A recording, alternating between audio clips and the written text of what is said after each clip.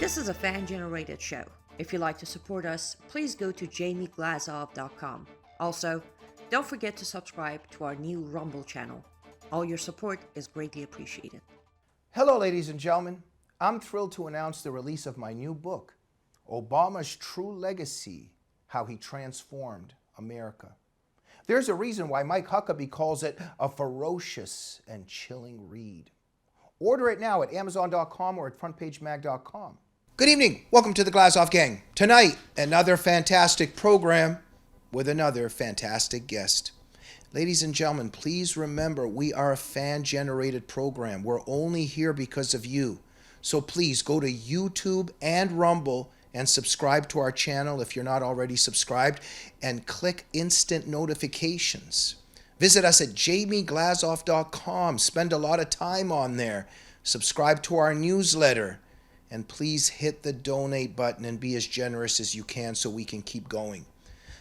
Visit us and follow us on Twitter, X, at Jamie Glazov. Visit and follow us on Facebook at Jamie Glazov. Most importantly, our producer, the one and only Annie Cyrus, is on the front lines defending America and freedom throughout the world. Follow her and support her at liveuptofreedom.com.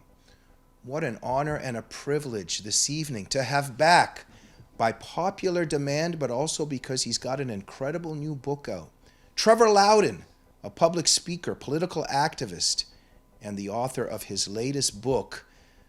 In fact, it's even scarier than the movie The Exorcist.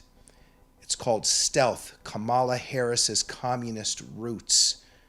Trevor, welcome to the program. Oh, thanks so much. Thanks so much, Jamie. Always a pleasure to be on. Trevor, my mom and dad, dissidents in the Soviet Union. My whole life, I've studied what happened when the Bolsheviks came to power and after what happened in my country.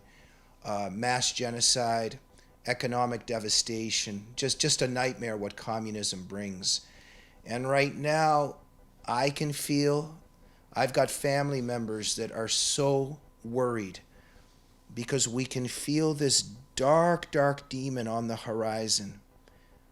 Communism is coming to the United States. Your book shows it brilliantly and frighteningly. Tell us why you wrote it and introduce your book to us. Well, it's called Stealth: Kamala Harris's Communist Roots because it's a stealth operation, and Kamala is not a liberal or progressive or a socialist. She is a full communist, has been her entire life from the cradle. And I wrote it because I do not want the movement that gave us Kamala Harris coming to power. I think we have a real chance to stop this, but it will still go on after her. And Americans have got to understand there's a deep Chinese-backed network that has been infiltrating the Democratic Party since the 1980s. They gave us Obama, they gave us Stacey Abrams in Georgia, they gave us Andrew Gillum, and they gave us Kamala Harris. And she will, if she is elected, basically finish this country off to the benefit of China. And I'm serious about that. You know, she'll legalize 40 million illegals so you can never vote her out of office. She'll stack the Supreme Court, so that won't be an option. She'll abolish the Electoral College, and she'll come after her enemies big time, way worse than Biden's done.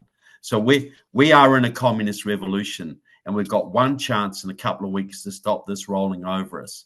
And I want every American to go into the voting box with that proposition in mind. And just to think how many people I know that are so clueless and do not understand what you just said and what we're facing. Trevor, throughout all the years when we thought about the threat to the United States and we thought about the KGB and the Russians and the Soviet Union and when I talk a little bit sarcastically, maybe I sound like that. I don't mean it in that way. It was a big threat, and the Soviet Union on many levels really didn't collapse. It's still there. But what I'm leading to here is it's always like You've documented this. Peter Schweizer's documented this. A lot of people are showing this. For some reason, it's not so much KGB, FSB, Russians, Putin anymore. It's very much the Chinese Communist Party. It's very much this Maoist movement. Can you just open our eyes a little bit to that? It's not so much anymore KGB, but it's very much this Chinese element. Why is that? Well, yeah, the KGB is still there. They still do their Yeah. stuff, but the Chinese have got a lot more money than the Russians ever had. So they've been able to buy up some of our conservative politicians and use their ideology to reach out to the left. So Mm. what they've done in the 1980s, 1960s, the American Communist Party started to lose a lot of ground, and the Maoists came to the fore. These young kids who supported the Viet Cong and the Vietnam War, they weren't into Stalin, they weren't into Okay. Khrushchev, they were into Mao Zedong and Fidel Castro and Ho Chi Minh. So all these young, the SDS and the Weather Underground, they all graduated and formed different communist parties in the 80s. The League of Revolutionary Struggle, the Line of March, the Communist Workers' Party. And at the end of the 80s, these people mainly went into the Democratic Party and the non-profits and the legal profession. And so they've had this underground network operating from the 80s that was powerful enough and focused on race. The Maoists are focused on race. The old Soviets were focused on the class struggle. The workers would destroy the wealth of the capitalists, take the wealth. The Maoists tend to focus more on race.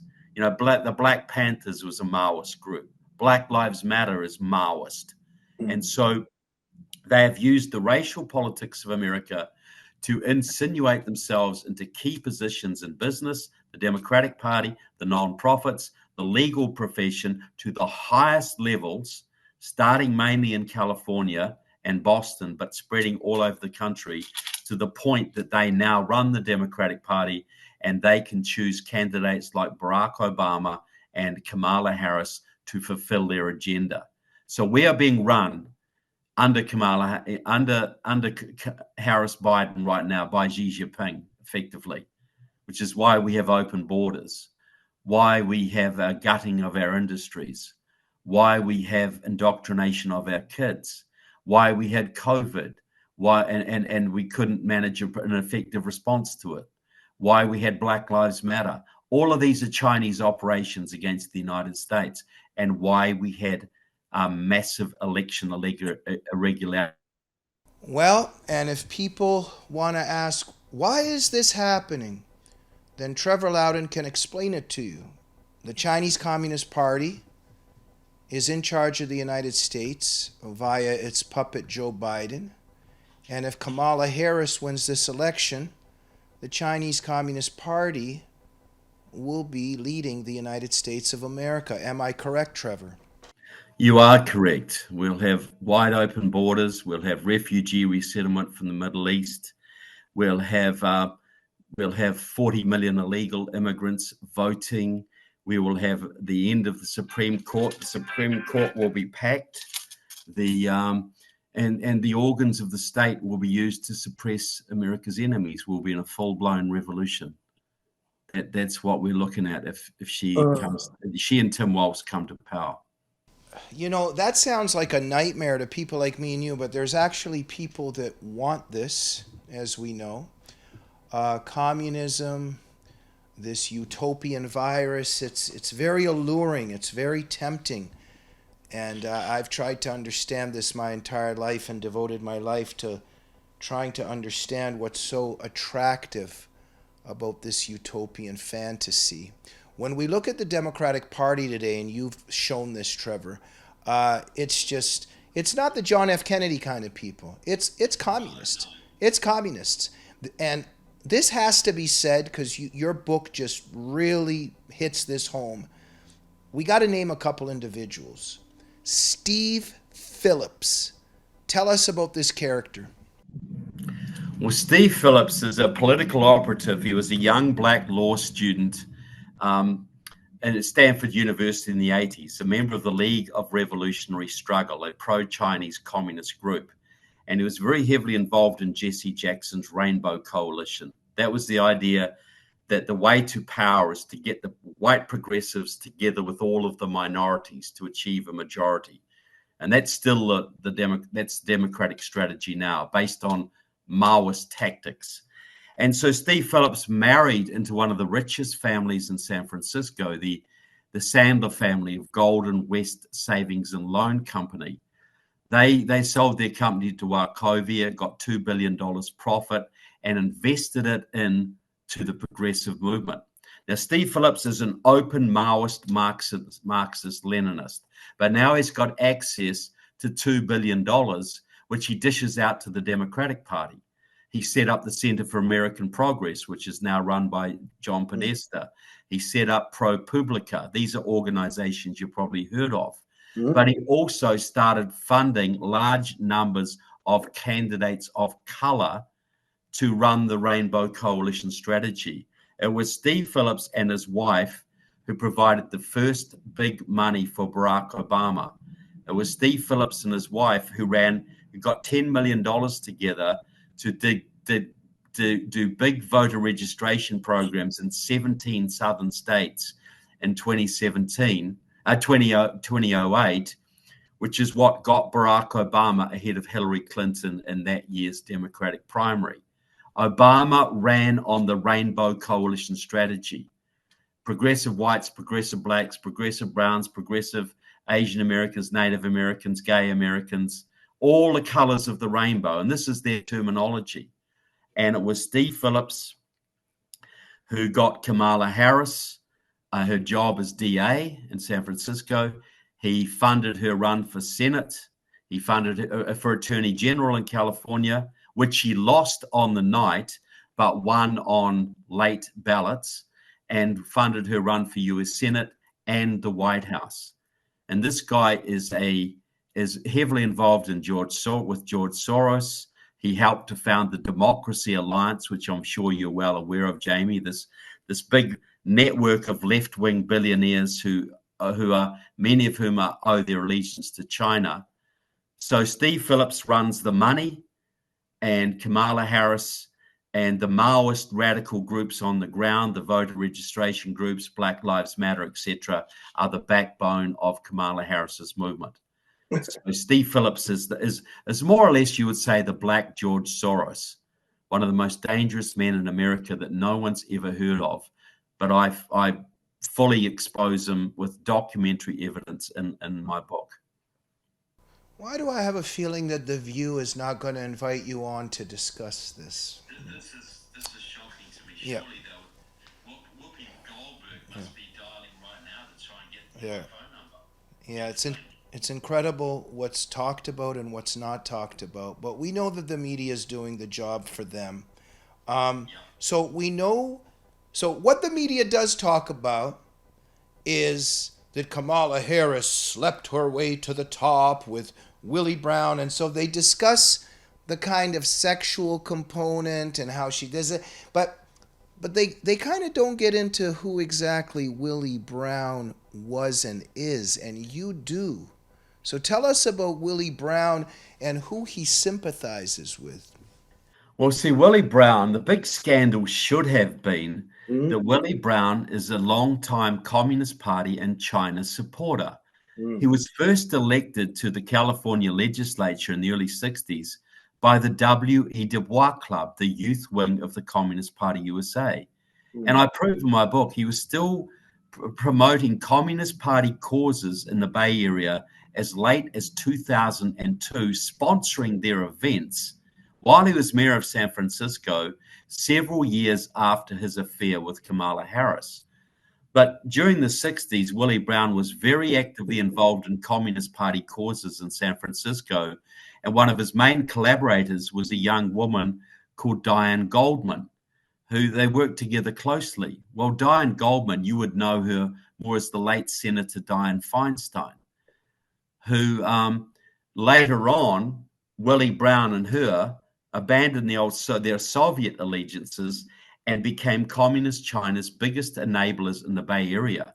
was actually Dianne Feinstein, who helped to get China into the World Trade Organization, which turned them from a fourth-rate economic power to a power that can now militarily challenge the United States and has sucked many of our industries dry. So this is the originally pro-Soviet but later pro-Chinese Bay Area network that has sponsored and helped Kamala Harris every step of the way. And just by the way, it was Dianne Feinstein. Look, when she was in college at Stanford, she brought 7 Soviet journalists to Stanford in 1955. She went for a tour of communist Yugoslavia. She is completely in bed with the communists her entire life. But this is the person, this is the group that sponsored Kamala Harris's entire career, pro-Chinese communists. Just by the way, Dianne Feinstein had a Chinese spy in her office for 20 years. I don't know why she even needed him. I think maybe just for her days off where he could handle a business. I don't know. But when he was exposed, she said, oh, he was my driver. He was her office manager. He was getting Defense Department documents across his desk. And in the book, I've got a picture of Russell Lowe, Dianne Feinstein spy, with the Chinese consul, and Christine Fong, who was the Chinese spy that seduced Eric Swalwell, the congressman who served on the Intelligence Committee. But not one of those persons was ever punished. Not Swalwell, not Feinstein, not Russell Lowe or Christine Fong. A network of Chinese spies in the House Intelligence Committee and the Senate Intelligence Committee, and nobody got called for it. But these are Kamala's people. Thank you, Trevor. I want to focus on 2 things that you touch on very profoundly. They've been on my mind my whole life. Let me just try to get this out very quickly. But you talk about terminology, language, words, the words that are used. We're going forward, we're not looking back, all that stuff. It's very interesting. It's communist language. It's always the future. And then there's this thing about joy, and communists, it's very interesting, these 2 things, the language and also this joy thing. Now, I'm trying to be really quick with this. I studied exorcism years back. I regret that I did a little bit. It scared me a lot. You have to be spiritually equipped to study it. But at the same time, I don't regret it because I learned even more so, not that I don't know, but the power of Jesus Christ really shines through because you begin to see how terrified demons are of Jesus and of even his name being spoken. Why I'm bringing this up is the theologians and the exorcists, they all talk about how before the exorcism, the person that's going to be exorcised often engages in frivolity. They often, oh, hey, how you doing, Father? Hey, you want double cream, double sugar with the coffee? They put on this masquerade of joy and frivolity, and that always struck me. And we know a certain community and communities in our world that hijacked the rainbow. And they engage in a lot of this frivolity too, that everything's great and everything's perfect. And I'm very interested in their humor. Like even, for instance, leftist humor. When you watch Ellen DeGeneres and you watch, like, let's say David Letterman or just all these leftist comedians and just the humor that they engage in. There's never any reality. It's always very wacky. It's always scrambled. It's always very chaotic. So where I'm getting with this, let's just talk about this joy for a minute. This fake joy and what it's camouflaging. And you have mentioned in your interviews and in your writing, there's a certain theme of joy and Maoism, isn't it? And even my parents, and when they told me, in Stalinist schools, and when they were taught that they're building communism and they're headed towards the future and everybody's very happy.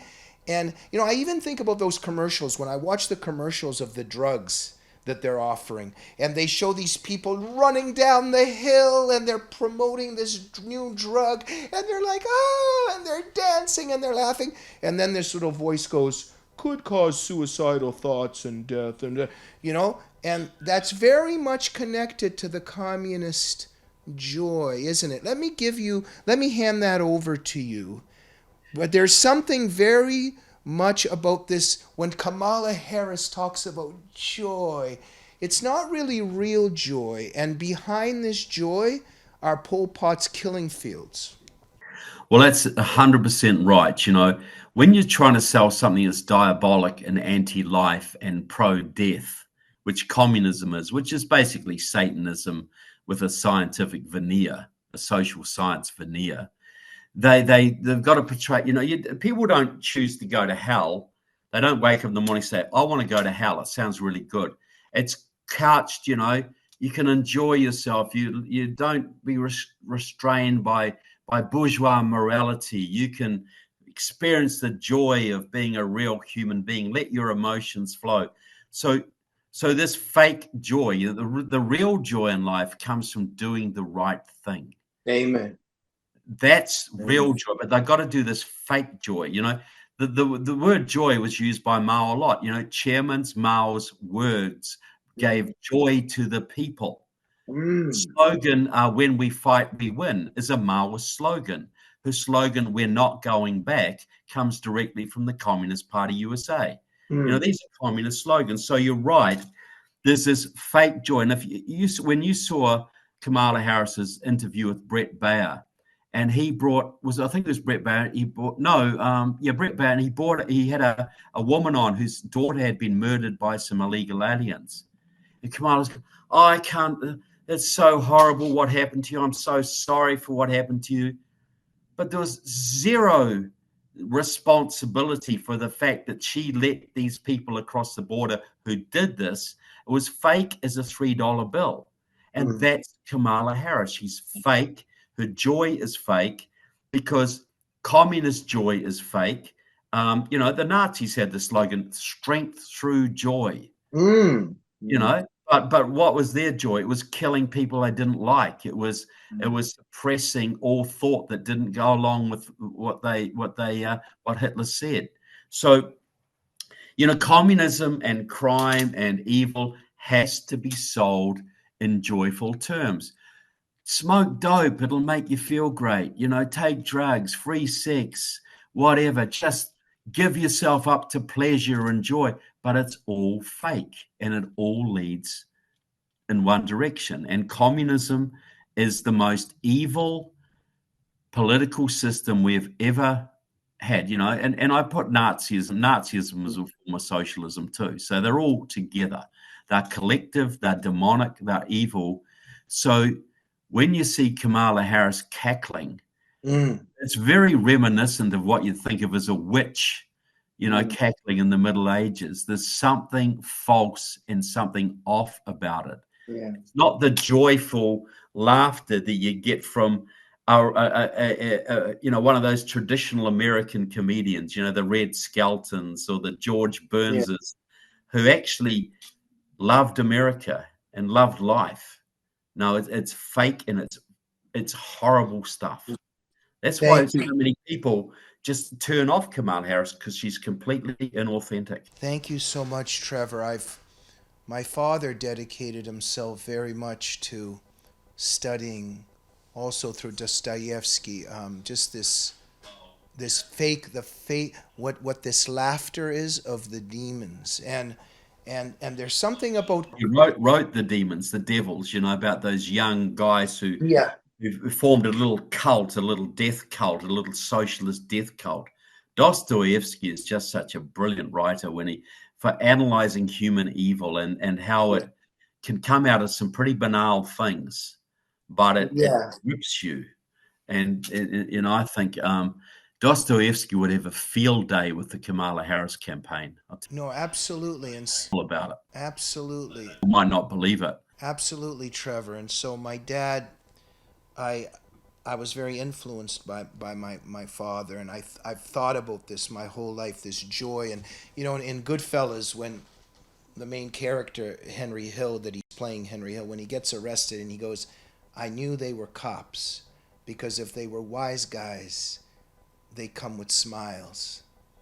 And there's something, there's a, we know that this is analogous to how the communists come to, how the serpent came to Eve in the Garden of Eden. He didn't come and try to intimidate her and with thorns. I'm sure, the way he presented himself, John Milton writes about this too in Paradise Lost, but we know that how he must have presented himself to Eve. I'm sure that if a serpent can smile, he promised her some happiness and joy with explaining to her that she could become just like God. And all she had to do was break one little inconsequential rule. Look, you just break this little rule and look what I'll open up to you. You can have this happiness and this joy and whatever. And we've been paying for that ever since. Absolutely. So there's this joy thing. It just fascinates me, and I'll continue to try to understand and study it my whole life. Thank you for pointing it out. I'm also very interested in communists and this whole forward thing. I've noticed my whole life when I've always been around these leftists, they're always so cutting edge. They're just on the cutting edge of history, of the latest fashion. And I remember the leftists were always like, they would always joke and go, oh, that is so September 10th. I used to hear them saying this. And, because they're and it's a crude joke, by the way, but there's certain communities that joke like that. And I would listen and observe them. But see, conservatives are in the past. They're in the future. And there's something about communism where they're looking forward, the future. And Kamala, as you say, she's always saying she's not going back. When we look at Obama's rhetoric, everything's about the future. Now, I know this is multifaceted. Sometimes I think about, well, if they don't want us looking into the past, one thing they don't want us doing, my dad always said to me how the concept of shame is very important and how the left tries to erase shame, because we need to look into the past, because we need to say mea culpa. We need to look into the past and know that Jesus Christ died for our sins, and to say that we're sorry and ask for his blessing and for his forgiveness and his salvation. But you see, with communism, we don't look into the past. We don't look at our own sins. We're always looking forward. But talk a little bit about that, Trevor. What's your understanding of why they don't want us to look back so much? Well, because their history is littered with evil and failure and corruption and viciousness. So they're always going to try and focus on this great future when we can end racism in America, when we can end inequality. We can do all this in the future. And if we don't get it right this time, well, we'll learn and we'll get it right the time after. But it's a very illusory promise, because if we look back in the history of look, if somebody they have their saying, fool me once, shame on you. Fool me twice, shame on me. The communists have told the same lie over and over again. It's going to be better next time. We'll get it right next time. Yes, we made some mistakes, but we won't focus on them. Conservatives look at the past and they learn from the past. They learn what was right about the past. They learn what was wrong about the past to project forward so we can carry more of the positive and less of the negative forward. They are all about the future because they cannot confront their past. Their past is a huge embarrassment to them. And see, communism, when the Berlin Wall fell, when a lot of the crimes of communism were exposed, it was pretty hard to be a communist in America, and the movement suffered. But that was 30 years ago. So the young kids coming through don't know that history. They don't remember the Berlin Wall. They don't remember the people dying under machine gun fire trying to get across, and the desperation, the people swimming from Cuba across shark-infested water, and the killing fields of Cambodia, 2 million dead out of a 6 million population. They don't know any of that. And they're not encouraged to look at that history. And that's another reason why, they want to build a new society, a new man. They believe they can change the nature of man. And the Cultural Revolution of China, they tore down all the old statues. They changed the street names. And what's Black Lives Matter done? They've torn down the statues. They've changed the street names. They're abolishing the old culture. So we don't know any of the good about our history. We don't know the good of our founding fathers. We don't know the great things America's done. So we get sucked into this vision of future equality and future anti-racism. It's all a scam. It's a complete and utter scam. Thank you, Trevor. So profound. And so I think you're really hitting on that there, because you see, for us, let's say, well, Jews and Christians, we share a lot. We're looking forward to paradise with, God's creation and the afterlife. And for us Christians, we're looking forward with joy to Jesus's return and his will being done on earth as it is in heaven. For the communists, they're getting back to Eden without God. And we're looking forward because we're creating this perfect utopia, and we're going to do this without God. And and you talk about their slogans. I always thought, okay, so Kamala's talking about we're not going back, all this stuff. But with Obama, hope and change, I was always wondering, what is this guy talking about? Hope and change. But it's very interesting when he was saying, yes, we can. Because I was always thinking, what does that mean? And I think, yes, we can become gods, because we don't need God. We can become. Humans have unlimited possibility. We can change the earth. Yes, we can. And that slogan came from Cesar Chavez, si se puede. Same thing. And he was a Marxist.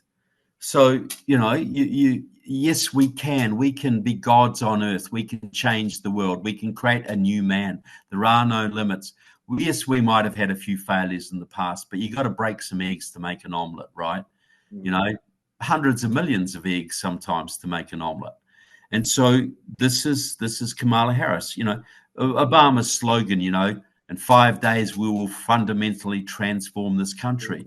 Well, every communist in America knew what he meant by that. But most of us, that's nice. He's going to change America for the better.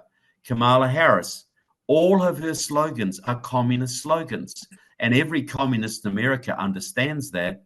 But most Democratic voters just think, that's nice. I like joy.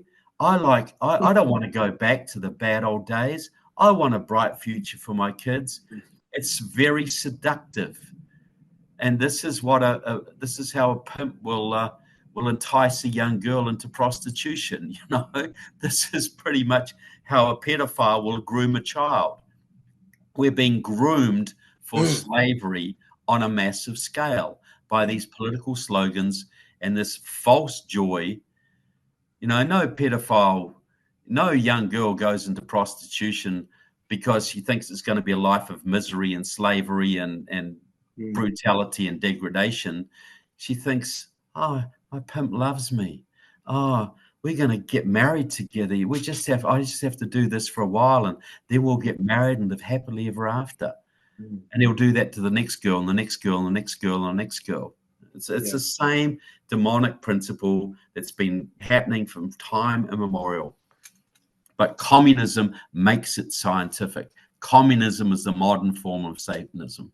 Very profound and very scarily, tragically so. We cannot have these fascinating and profound discussions with people like Trevor Loudon without our sponsors. And so we're going to take a sponsor break. Looks like you've been sleeping well. Megan, he's back. The My Pillow guy. And you're looking good. Still feeling good. Well, just when you thought it couldn't get any better, we've got the best pillow ever, My Pillow 2.0. Wow, it's so soft and smooth. It's cool to the touch. How did you do that? Well, we took My Pillow's patented fill and combined it with this new technology that we didn't have back then when I invented My Pillow to bring you the best pillow in history, My Pillow 2.0. Just like all of you, I never imagined that My Pillow could get any better. That's why I haven't changed it in nearly 20 years. Then I heard about a revolutionary new technology, and I knew I had to bring it to you all. My Pillow 2.0 is truly the next generation of My Pillow. The My Pillow 2.0 is cooler and softer than the last My Pillow. It is so comfortable to sleep on at night. I look forward to going to bed, and I wake up well rested in the morning. Sleep is all about temperature and height. MyPillow 2.0's patented adjustable fill is going to give you the exact individual support you need from your head to your bed. And now here's where it gets even better.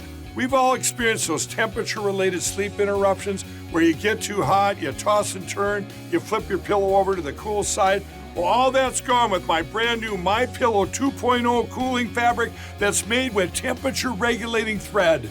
The best sleep just got even better. Whether you have a MyPillow or not, you need to get the brand new MyPillow 2.0. Call or go to MyPillow.com now. Use your promo code, and for a limited time when you buy one, you'll get a second one absolutely free. You're sleeping even better. And cooler, too. And you're looking good. Feeling good. I knew you would. Visit mypillow.com. And that's right. Make sure to go to mypillow.com or mystore.com and use promo code GG21. You can get a discount of up to 60% off on all the amazing products. When you do that, you're not just helping the Glazov Gang, you're helping the great Mike Lindell. And if you like one-of-a-kind handmade art, make sure to go to lutfstudio.com and purchase resin art pieces made by the one and only, our producer, Annie Cyrus. Use promo code GLAZOV to get special discounts. You're going to be helping the Glazov Gang as well as the great Annie Cyrus. We are back with Trevor Loudon discussing his new book on Kamala Harris. Trevor, your book also, it's a stunning achievement. I don't think anybody else has done what you do and what you did in this book. You also show who her parents actually were.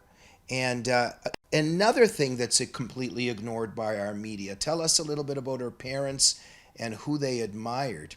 Well, the parents, Don Harris was a black economist from Jamaica who was recruited to Stanford University as an affirmative action Marxist. Some young radicals there mounted a year-long campaign to bring this Marxist to Stanford, an open Marxist. No, there's no controversy about that, because they didn't have enough Marxists on the faculty at the time. Can you believe that? In the 70s?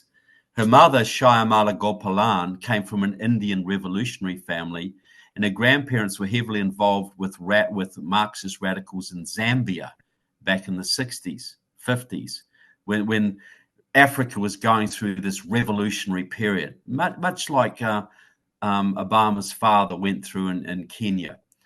But anyway, so Shyamala Gopalan contributed to the book Black Marxism.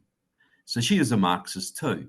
And they were both members of a group called the Afro-American Association, a radical group based in Oakland in the early 60s, who openly supported Ho Chi Minh and Mao Zedong and Fidel Castro and spawned the Black Panther Party. And interestingly, of the Afro-American Association, Donald Warden became Khalid al-Mansour and preached heavy hatred against whites, but worked as a consigliere for a Saudi prince who put a lot of money into America in the 1970s to fund young promising black and Latino candidates, left-wingers who would achieve influence in the future. It was Khalid al-Mansour who organized the letter that got Barack Obama into Harvard Law School, for instance. So, as a young girl, Kamala Harris was going to the Rainbow Sign every Thursday night, a Marxist social club in Oakland. Well, most kids were going to Boy Scouts and Girl Guides. She was going to a Marxist social club to listen to Nina Simone and promote Ron Dellums, the Marxist congressman from the Bay Area. This was how she grew up. Trevor, you very profoundly, intelligently, meticulously show and document how these leftists are not just using class, but now very much race and Black Lives Matter, and how this is the whole Maoist communist enterprise. Now, when those riots started, those George Floyd riots were going on, and the cities started to burn, You would think that people who love America would try to stop the cities from burning. But you show and document how not just Kamala, but Waltz, they held the National Guard back. Waltz held the National Guard back so the cities continued to burn. Kamala's involvement in letting the cities burn.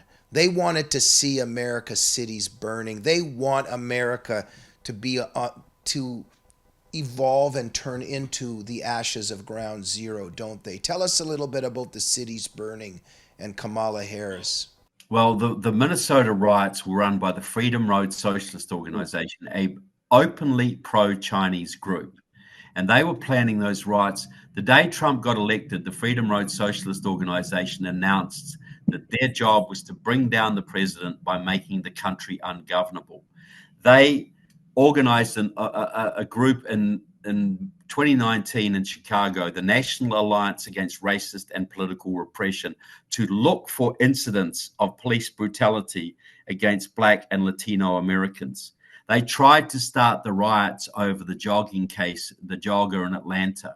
They tried to start them again when Breonna Taylor, a young Black woman, was killed in Louisville, Kentucky. George Floyd was their third attempt. And I have on tape the head of the Freedom Road, Jess Sundin, who took credit for organizing those riots, that the looting and the anarchy and the arson was an integral part of their movement. So that was one side of it.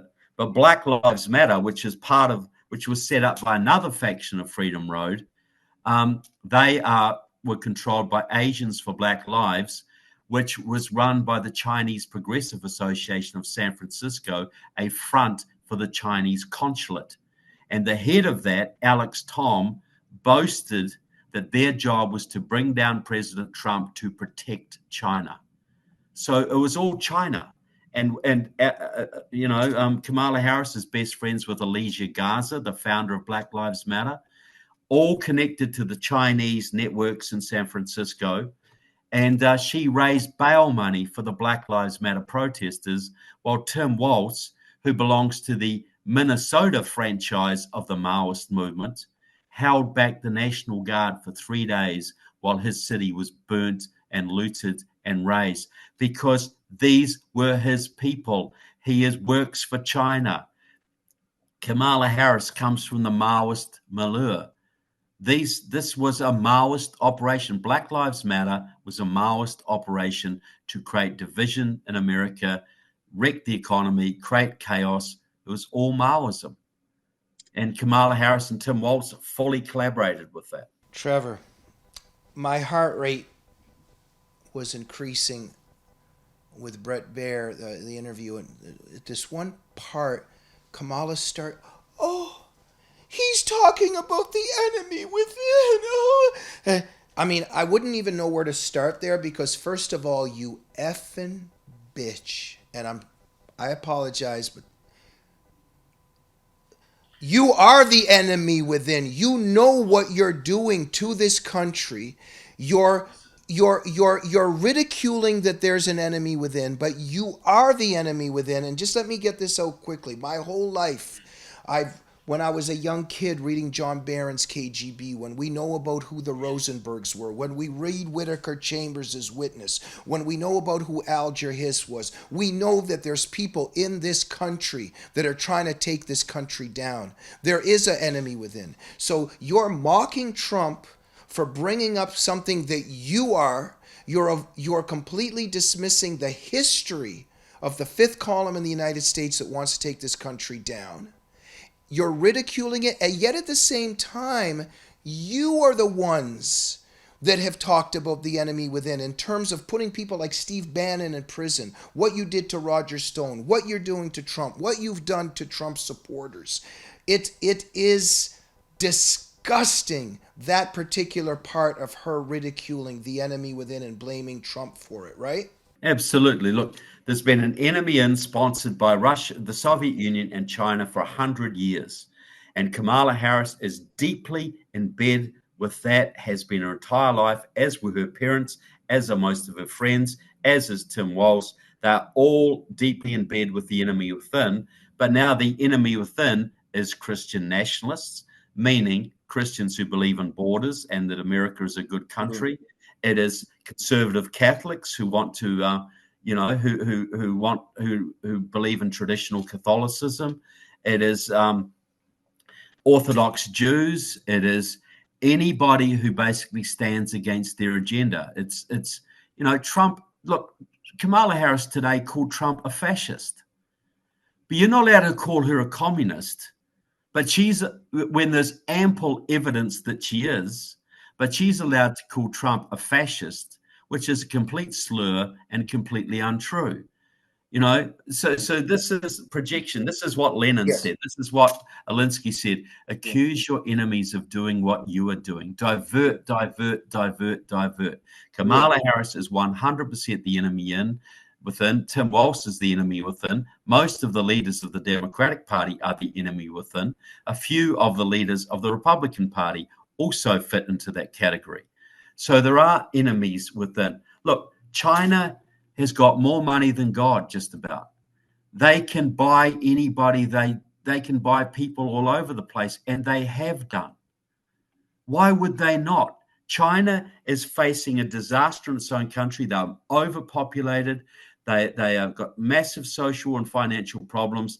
They need America. They need to take over our land.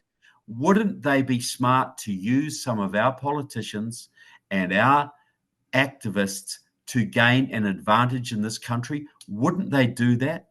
There was just a story in the news just today about the Chinese putting out propaganda against certain American Republicans who have taken a stand against China in the past. Yeah. This happens all the time. This is treason is not that rare. Yeah. When a country like China can get you through ideology if you're a communist and through money if you're not, it's no wonder we have a lot of traitors in America. And, I was just thinking when the enemy, he called him. Kamala, have you heard about the FBI agent Robert Hansen and what he did? The damage he caused this country? And we can name another 1,000 people. Look, I wish we had another hour, but we cannot exit from this program without getting the wisdom of the one and only great Annie Cyrus. Annie, we have touched on a lot tonight. What would you like to contribute to the conversation and also maybe ask Trevor? I mean, aside the fact that I'm terrified after listening to this discussion, I don't know what it's going to take for people of America to realize what you're saying, what Trevor is saying, and has been writing. Not just this book, there are many books that Trevor has exposed the deep state, the danger of senators, members of Congress, you name it, he's done it. I just honestly don't know what else it takes for people to realize it is not okay to sit at home. It is not okay not to vote for whatever reason. But I do want to ask or narrow in on something you already touched on it, Trevor. But let me ask something that's been in my mind. To be positive for a minute, let's say comes November 5th, and with Lord willing and with contribution of American people, we do get President Trump elected. What's going to happen from November 6th until January 20th when the inauguration takes place? I really don't think these people are going to let him walk into the White House again. No, look, and I think we could have a lot of violence. I think what happens with Black Lives Matter will be a warm-up for that. I think we've got a lot of Chinese, Russian, Cuban, Hezbollah, Hamas people who've infiltrated the border. I think there'll be a lot of instability in that lame duck period and beyond. And I urge people, if you need your medicine, you get stocks. If you get stocks of food, get generators, be prepared for shutdowns, shortages, and chaos for a couple of months. And I don't say that to discourage people from voting, because the way through that is the road back to a free America. President Trump is going to go through the deep state like a dose of salts. He is going to be purging a lot of these people. He's going to be sending illegal immigrants home. We will be in a lot more hopeful state if we can get through this period. It's not going to fix everything, but at least we won't have a communist running the country. So yeah, vote, but get ready for extended periods of shutdowns, chaos, strikes, etc. I hope I'm completely wrong about this, but I think I'm right. You know, they are getting ready to go crazy. And I read the left's publications. They're getting ready for a loss here. They actually think that President Trump is likely to win, and they're preparing for that scenario. And in my other books, like Security Risk Senators, I lay out what we can do to end this problem, how we can root out the communists with very little effort, actually, on things we can do. So, yeah, I think there's a lot of hope. But can I just say before we sign out too, that if people want to get my book, Kamala Harris's Communist Roots, just go to Amazon. It's all there. Put in a review if you like it. Put in a review because, to let more people know. It's selling like crazy now, but the more people get this before the election, the better. Absolutely. And I agree with, I hope you're wrong too, but I do believe you're right. And that's why I'm trying to, or I feel like we didn't learn much from 2016 to 2020, meaning if hopefully Trump does win the election, people are going to put their guard down. And that's when we're going to get hit off guard and won't be able to get back on our feet. So hopefully with your book, with your message, with your interviews, people come to realize they need to be prepared. And just because we got him elected doesn't mean the problem is over. No, it doesn't. Well, the book is not just about Kamala, it's about the movement that made her. And that movement has been going for 50 years now. It ain't going to go away. And people need to understand it, because they also talk about how they massively interfere in elections at a state level. They flipped Virginia. They've elected senators in Georgia. This isn't just Kamala. This is a big Chinese-sponsored movement. So we all have to understand that, because it won't go away the day that Kamala is defeated. It'll still be with us. And if we understand it, we're in a much better position to defeat it on a permanent level, on a permanent basis. Annie, thank you very much. Trevor, you are a stand-up guy, scholar, and gentleman. Everybody should get Stealth Kamala Harris's Communist Roots at Amazon. And Trevor, am I correct that everybody should be visiting trevorloudon.com, right? Yes, I'd like them to, for sure. But definitely get Stealth and get a copy for your liberal uncle too. It'll keep him warm at Christmas. It'll raise his blood pressure. So, all right. So, yeah. I want people to understand this, and going forward too, not just for this election cycle, because this movement needs to be rooted out of our country big time. Yeah. Let's get our seatbelts on, and let's get involved, and let's pray to our Lord and Savior, Jesus Christ. Trevor, thank you for being a truth teller and a warrior on the front lines. Look, a pleasure, Jamie, and great to be on your show. I always enjoy it. And thanks to the great Annie Cyrus as well.